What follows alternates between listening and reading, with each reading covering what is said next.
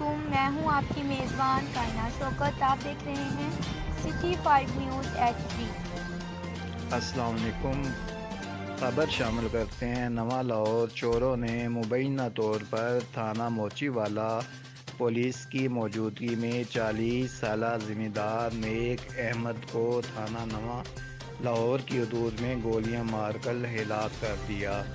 سینکڑوں لواحقین اڈہ نواں لاہور پر 9:30 بجے سے مقتول کی میت رکھ کر ارباب اختیار کی آمد کے منتظر۔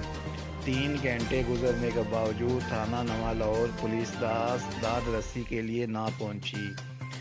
چک نمبر 256 جیم بے کالیاں ضلع جھنگ کے رہائشی نیک احمد کا بیل چوری ہو گیا، جس کا کھرا تھانہ نواں لاہور کے رہائشی عامر کوڈن کے ڈیرے پر پہنچ گیا۔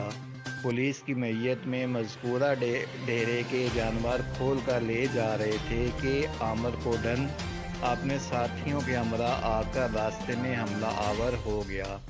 ایک گولی 40 سالہ نیک محمد کو لگی، جس سے وہ موقع پر ہی ہلاک ہو گیا۔ لواحقین نے میت کو اڈہ نواں لاہور پر رکھ کر شدید احتجاج شروع کر دیا اور SHO نواں لاہور پر قاتل کی برادری کا ہونے کی وجہ سے عدم اعتماد کا اعلان کر دیا۔